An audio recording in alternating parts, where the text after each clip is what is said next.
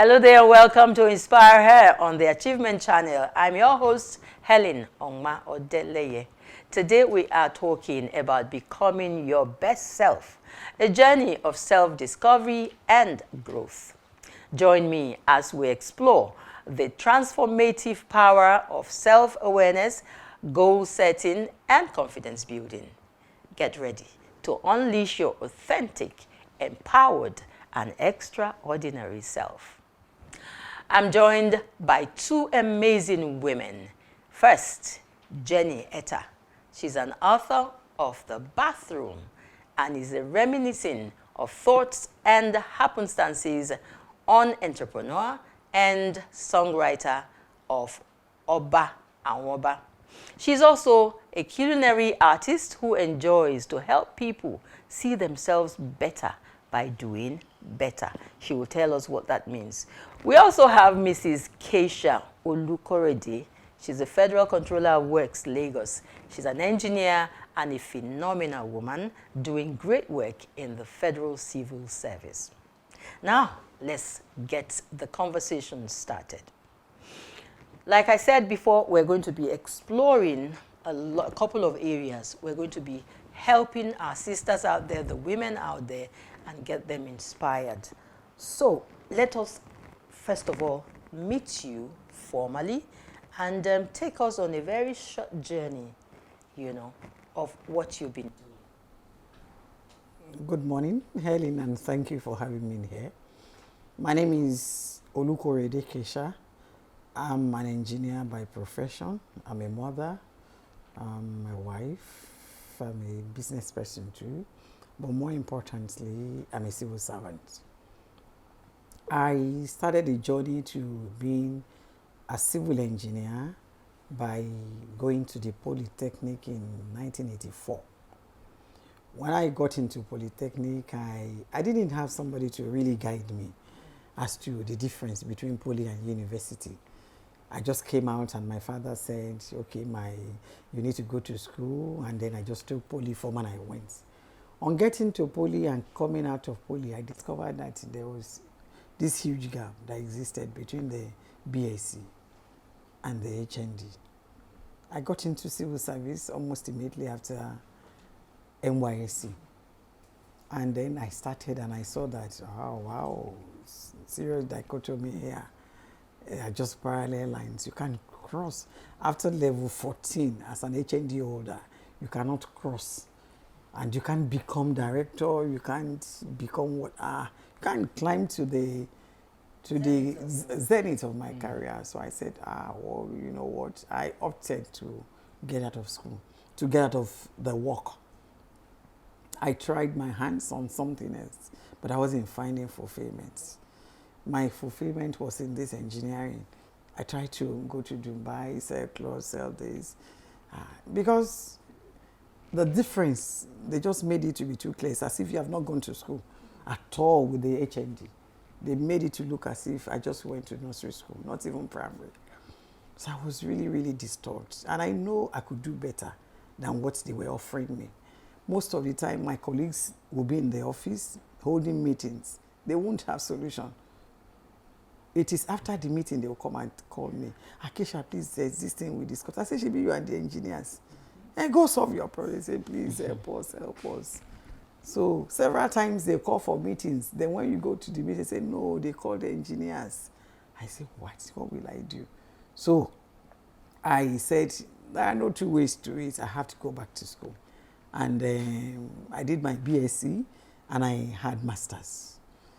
So, and then I came back to the work and I started again. That brought my level back, but I didn't mind. But at least I know I can climb and get to the zenith of my career.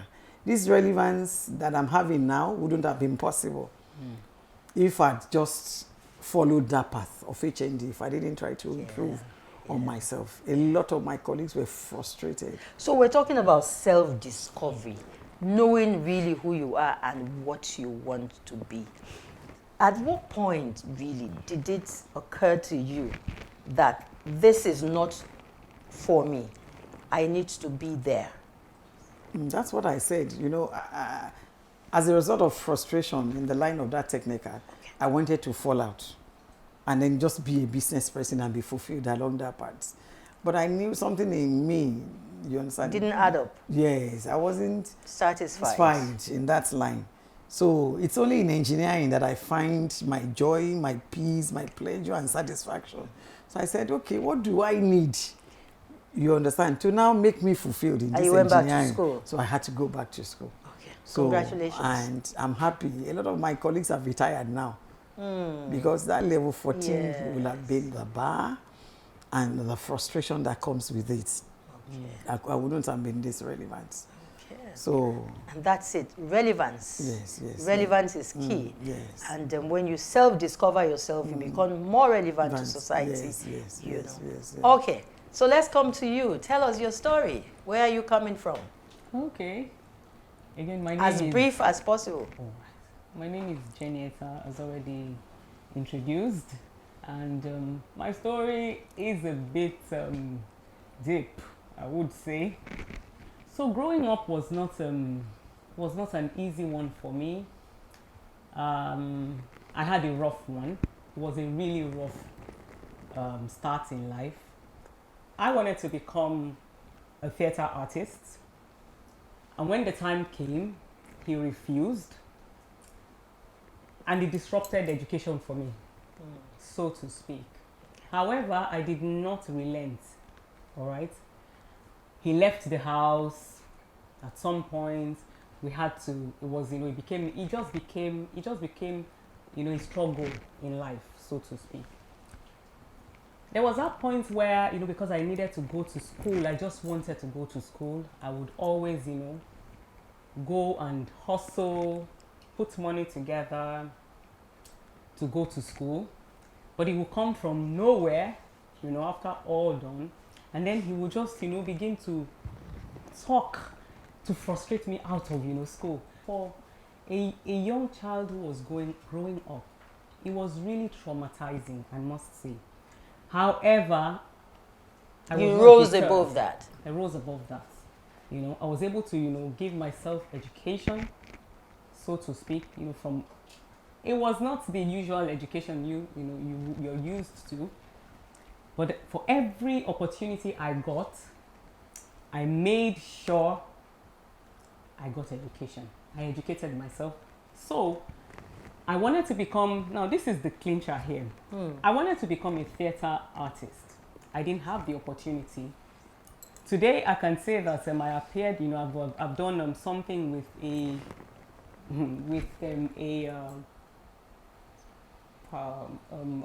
TV production. I've acted in a very popular, I've acted in a popular soap opera known worldwide. That's some form of achievement. I wanted to be a writer of some sort. I wrote when I was I wrote when I was young. I achieved it. I did not let, my upbringing, so to speak, deter me. It was a lot. It was a lot. Maybe as we go on in this, it just would unfold. So because what you're saying, what I'm getting, not everybody has, a background that is easygoing. No. And you have shared your story, and you're saying in spite of. Definitely. Because that's where we're here, to inspire. We know that at this point, there are millions of ladies out there, young people, married, mothers, and all of having difficulties in life. But the essence of this show is to say, hey, that woman out there, you should be inspired. Nothing should be able to put you down. You should have your eyes focused on the goal. If there is a goal for you, and there should be a goal for you. When we come back, there's a lot more coming from this conversation. Please join us again.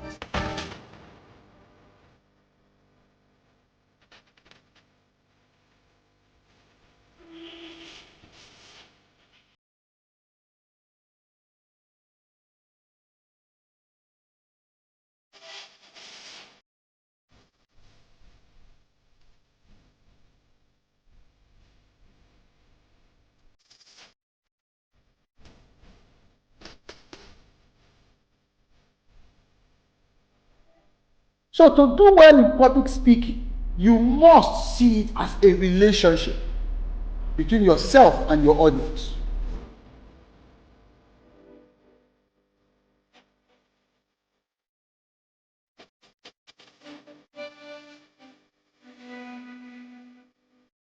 Speak with power. Speak with power. Speak with power.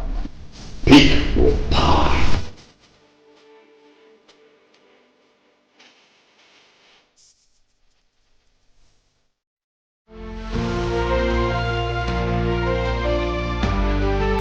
Welcome back. It's still InspireHER, and I would like to start this segment, the second segment, with a quote. Is a Ugandan proverb, and it says, if you want to go fast, go alone. But if you want to go far, go together. And here we are together with you out there saying, woman, do be inspired, learn from our stories, our experiences, the education that we've had, and our expertise and our exposure. And that's what this show is all about. Thank you, my sister. And thank you, ma'am. You said your story wasn't told. You did not add the sugar, the pepper, and the salt. Okay, so let's that have the ladies it. out there won't think it's that rosy. A lot of them just feel they should just walk into the Yes, and you become a controller of it doesn't happen like that. So let's give us some of those things that you missed out. When I needed to go back to the university, I had a subject missing at the O level. And when I went to uni, they said I needed that subject. And my younger ones are like I said, I'm the first child and then the only girl. I have boys behind me. And the boys are like, sister, why are you going to do it? I said, I'll go and do GCE. They say, My husband said, GCE. I say, yes now. Because the way they are treating me in this office, and since I know that I'm wired for more, so why will I accept less that they are offering me? So I need to do that. And he encouraged me. I sat for GCE once because I was still doing a little bit of business. I didn't make it. My husband said, that means it's not meant for you. Why don't you just face this line of business? I said, no, I'll do it again. And I did it again and I made it. At the first attempt, I was offered, let's assist you. I said, if I'm going to go there, I'm going to use my brain. I'm going to use my brain. I will leave everything and give it all it takes. And even the boy sitting next to me, you can look at my book. I said, no. And I failed it. And I got something you said. Yes. Because you realized that you were wired for more. And I tell people in life, there are 4 Ds to hold on to if you must make it in life. Apart from God. Yeah. Apart from God. Very true. Who is the author and finisher of our being, whatever we are in life. There must be 4 Ds that we'll hold on to. Number 1 of the Ds, you must desire a thing. You must desire a thing. And then you don't stop at that desire. Then you must decide to go for that thing. That's the 2nd D. A lot of people stop at desire level. They look at you, this woman is great and I like her. You want to be like her. Then decide. Take that 2nd leap and decide. Then there's a 3rd D, is be determined. Be determined. I was really determined. Everybody call me she for he or he for she. That's what they call me in engineering profession. You understand? When I lead a pack of 100 engineers, I'm in the forefront. My honorable minister will say, Kesha, I don't have this, your energy, slow down. You want to push me down. Where are you running to? And that even the younger ones, they say, ma, after this, let's take ELOS, let's take. But I say, so no, where does the energy come from? From the passion of doing that job. And I love doing it well. If you contract me now to get a job for you, I may be a bit expensive more than others, but you will get value for your money. And the last D you need, I said 4 Ds. You must desire a thing, you must decide to go for it, you must be determined, and then you must be disciplined. That's right. Perfect. You must be disciplined. When I went to uni, like, there was a course that one of the professors said I didn't do. The results came out, and I didn't see my name on the list. Even all the younger ones, they followed. I was the eldest in class. They all followed me. They said, Professor Allow, we don't allow you. I said to me, when I got in, I said, I'm always number one, first on the row. And on that day of exam, I was number one on the attendance list. How come I didn't sit for the exam? He was shouting at me, Madam, you didn't sit for that exam. I said, go look for it. By the time he looked and found the attendance sheet first. He saw, I said, I'm number one. And he saw it, I was number one. I don't go late for lectures. I will always be there, and I'll sit in front because I want to hear. It's the second time. Okay, so we're not just sharing these stories for the sake of just talking. Of course. We're believing that someone out there is picking, in between the lines. It's either you're at a point where you're about to make that very critical decision for your life right now, and we're saying this is the way to go. Someone else has tried it and it worked for her. You probably need to take a second look, right? Okay, so let's pick up from you and talk about strengths and weaknesses, in who you have become in spite of where you started from and where you are now. How were you able to identify your weaknesses, your strength, and how were you able to plunge, to deploy them to achieve your goal? Let me just say, at some points, I got saved. I'm not afraid to say that. I got saved, and that helped a whole lot me. I began to know myself, identify with who I really am on the inside, because of who lives in me. And so I knew that, okay, I could actually go out, if I wanted to achieve something, I can actually achieve it. I can do what it is, and I can do all things, of course, So I went all out for it, all right? I would go, I would fail on it, but I would not relent. I would still go back and still get, and still get it done until I have results. Yes, my weaknesses, of course, we all have, where there are strengths, there are also weaknesses, no doubt about that. Sometimes, when emotions,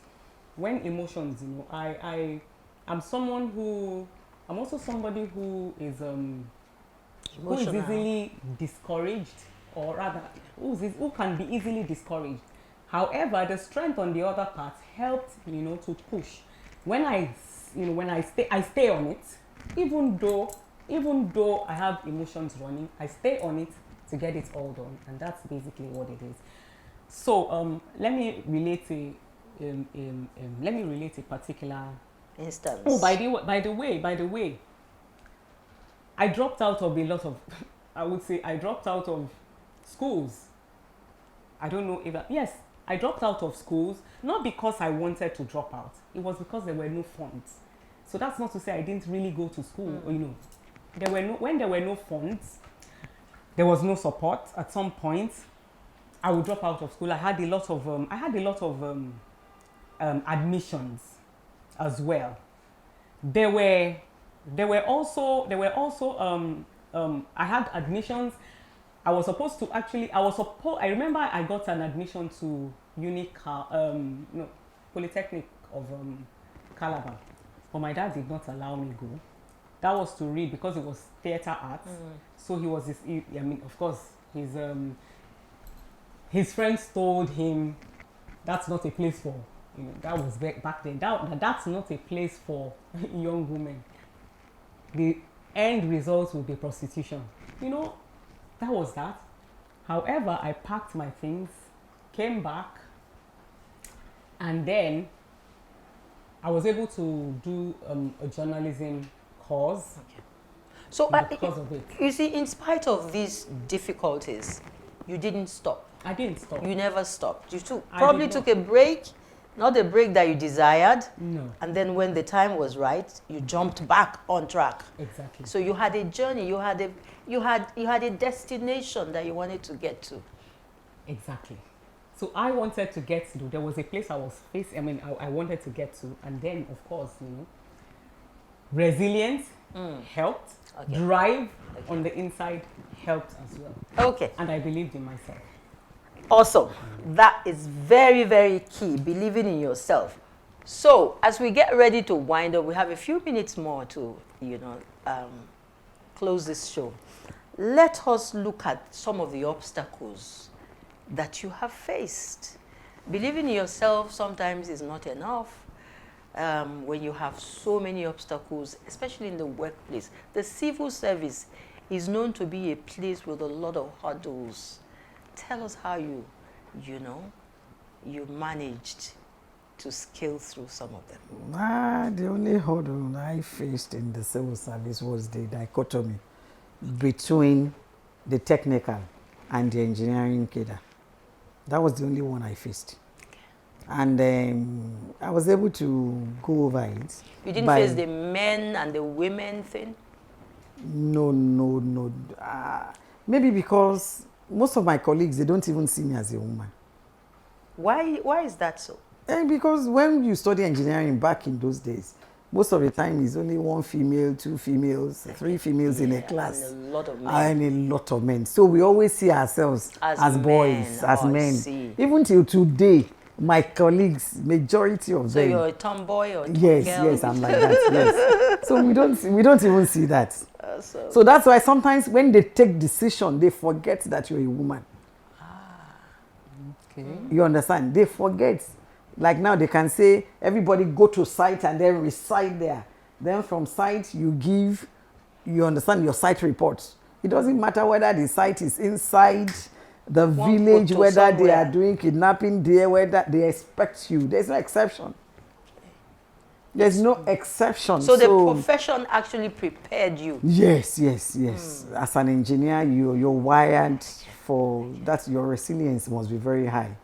So I didn't face that. I didn't face in decision makings in this. Okay. I didn't face that. We treated ourselves as men. When I talk to a lot of women, there are some things they don't like about what I say. I don't like you gunning for a post, gunning for a position because you're a woman. I don't like you clamoring for a post or asking for favors because you are a woman. I want you to actually earn it. That's my own. If men are going for skills, go for skills. If men are going for training, go for training. If men are reading for exams, read for exams. It's not that as a lady you're not reading. Then when promotion comes, you don't say they promoted only all the males. You understand? Six men start for exam and 2 females. They gave it to 4 people. Who deserved? Me, I'm not sentimental about that. So you must deserve. You must earn it. You must earn it. You must earn it. If there are bridges to cross that bridge with the men. I don't stay on a side and say because they are men. If you want anywhere you want to cross, I don't normally wear trousers. But if like we're going to tower 35 floors, I will get there before any man. My goodness. I won't say because I'm a lady, so let me stand here. Then when the men go there, they come and give me the report. No. Wired for more. No. Wired for more. Thank you. Women should earn. Always strive to earn their positions. Whatever you're asking for, strive to earn it. Not just asking for it because you're a female. Thank you. Inspire a sister out there in a minute. You know, life is not a bed of roses, they say. However, there are things you can actually do to help yourself get to where you desire. It may not be rosy indeed, but you can always garner courage. Believe in yourself. There's a lot embedded in you as a woman. Get out there. For whatever reason, find something to do. Find something to do. And go ahead and do it because you can. Thank you very much. Find that thing that you were wired and created for.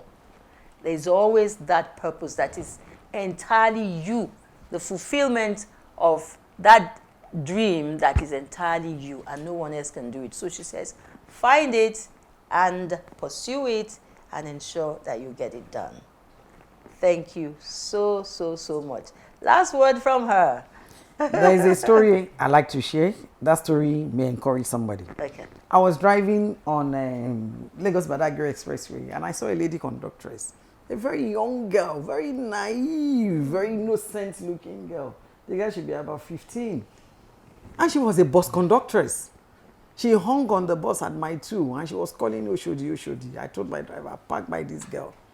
And I parked. I said, young lady, come here. Why are you doing this? She said, nobody to send me to school. Wow. I came from the village and there's no help. He said she was selling granules and it wasn't adding up. So she decided to do this. I said, how much are they paying? She said, 4,000 naira. They're going to destroy you. Don't do this anymore. I said, take my number, give me your number, and I'll call. She's in school at the moment. Awesome. But it's because she came out. Yes. That's why I'm able to see her. If she has said she's a female and then she's gotten somebody to impregnate her, that means I've ruined her entire life. She came out because she knows she can do much more than she was doing. Wow. I think that story can encourage somebody. I just like to tell that story. On behalf of that young girl, we say thank you. And because we know that there are loads of other young girls like her out there. So get out there and be found. Let us find you in a place where we can help you. Okay, so we have had an amazing conversation today, haven't we? Yes, we've been able to inspire some sisters out there, I'm sure. Okay, so we have had an amazing conversation about self-discovery, about personal growth, strengths, and potentials. I believe that you would like to join us again next time on InspireHER on Achievement Channel. Remember that Margaret Thatcher once said, do not follow the crowd. Let the crowd follow you. Keep staying inspired. I'm Helen, and I'll see you next time. Bye.